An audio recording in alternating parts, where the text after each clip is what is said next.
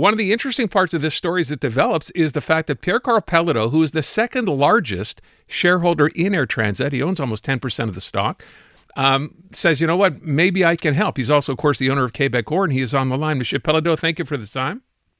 Yes, good afternoon. Nice to have you back. So listen, first of all, you say you want to get involved. How would you get involved? What can you do here, potentially?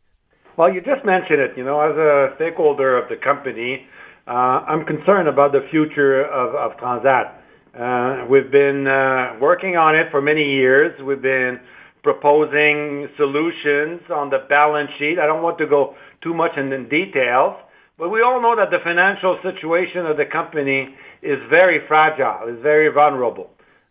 So, what I can try to do is, making sure that this company will go in a different direction for the future. Will ensure, the capacity to continue to serve passengers, Quebecers, to continue also to propose competition, because if Transat was to disappear, that means that competition will be lower, and at the end of the day, it's not going to be good for anyone to be forced, to pay higher, as we've been unfortunately seeing in the telecom business, which, as you know, we've been involved for many, many years.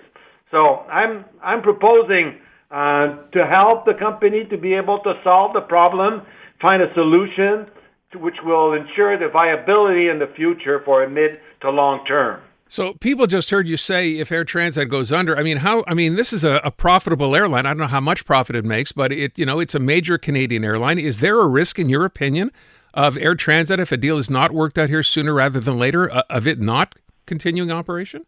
Well, I'm not the one who's saying it. You've been, listening to a lot of experts, whatever they come from the McGill University or other experts in this specific business, that are saying since the balance sheet is so fragile, since the debt is so high, they're never going to be in a position to be able to invest in the company. You need to invest in a company. Without investment, a company stay on course, and then therefore situation deteriorate. What I'm proposing is at the end of the day that we have the financial resources to invest and then therefore ensure the viability. But experts will tell you that it's true. If this conflict was to take place and longer, I don't even know how long this is requiring, but certainly there's a high probability that the company will not going to exist anymore.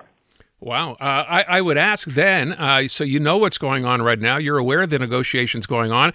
I heard someone from the airline say today that, in fact, the pilots have been offered 59% increase over the next 5 years, which seems extremely high. What's your reaction to that? Well, we all know that, when a negotiation is taking place publicly, all sorts of things can get out of it. We've been listening to the pilots saying, we never receive a 59% increase or a proposal, so who's right and who's wrong? Guess what? What we know right now, that our passengers are being taken in hostage. They're concerned. Are they going to be able to travel in what is the most busiest period of the year? Vacation is important for everyone. This is the situation where, unfortunately, the company is right now. So again, finding a solution is key to solve the problem in the long-term basis, which, unfortunately, the board of directors have not been able, to propose.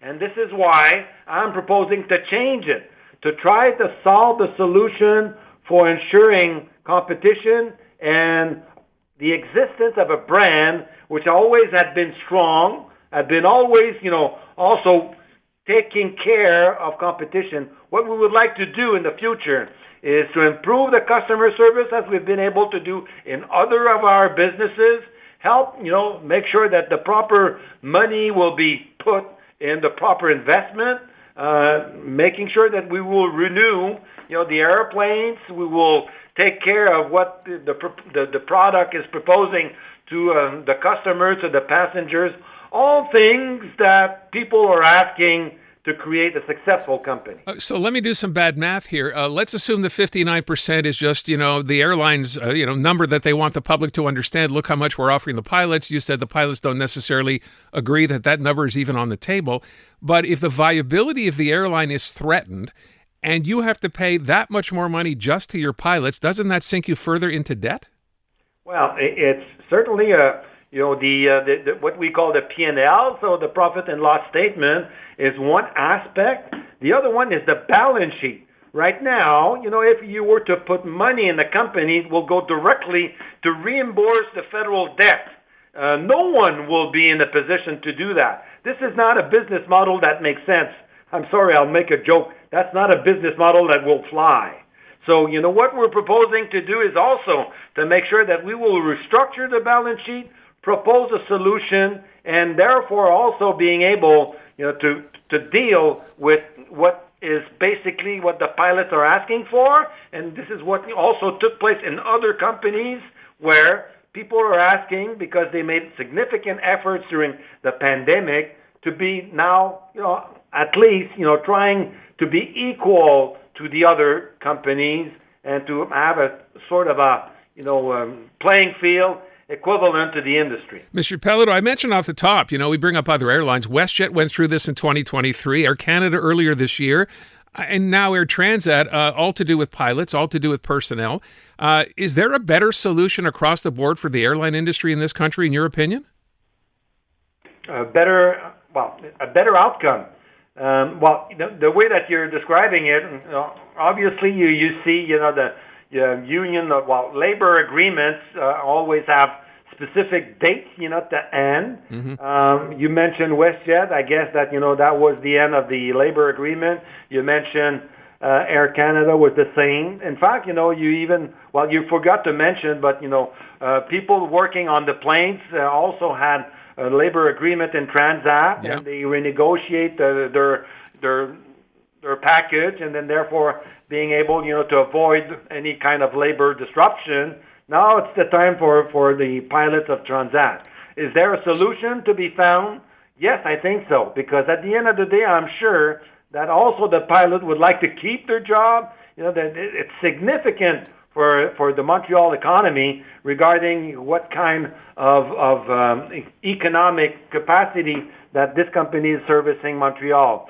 Whether it's pilot, whether the other employees, whether it's the head office, whether it's all the professional working around the company, it's significant. And then therefore, I think the federal government should have a look at it and making sure that they will also be part of the solution on a long-term basis. I would ask you, because I'm going to run out of time. So you, as I said, are the second largest shareholder here. You mentioned a while ago you'd like to just oust the board because you're not happy with what they're doing or not doing. Does that make Pierre-Karl Péladeau the guy to walk in to say, never mind what the board is offering, I'm here to try to work a deal, tell me what you want? Well, I guess at the end of the day, the one who's putting money in the business, that, put your money where your mouth is. This is what this business is all about. A shareholder has the capacity to invest in the company. Unfortunately, and this is the situation, the directors of the company do not have anything in the company. As we say, there's no skin in the game, and which is completely the opposite for me. Are you hopeful? I mean, so you've said what you want to do. You're being public about it. What's next? Well, I'm hopeful that we're going to be able to find a solution. And at the end of the day, everyone would like this company to survive, this company to continue to service, the Quebec and the Montreal population and the Quebec population. This company will be able, to offer what we've been able to do in the past. Remember, in good years with Jean-Marc Eustache, which was the founder of the company, this company was well respected, and the balance sheet of the company was much better than it was. Yes, it's true we have the pandemic, but we can't live with that forever. And this is therefore what we need to move forward with, and making sure that we're going to clean up the balance sheet and look for the future of the company. I wish you luck, Mr. Péladeau. Always appreciate the time. Thanks so much. Thank you very much. Take care. Unmistakably Canadian. It's the music that raised you. The artists raising the bar. Hi, this is Brian Adams. Hey, my name's Brett Emmons. I'm from the Glorious Sons. Hi, I'm Nelly Furtado. Made in Canada. The station that champions Canadian music. Loud, proud, and all yours. No passports required. Just press play. Tap into Made in Canada now on iHeartRadio.ca Or the free iHeartRadio app.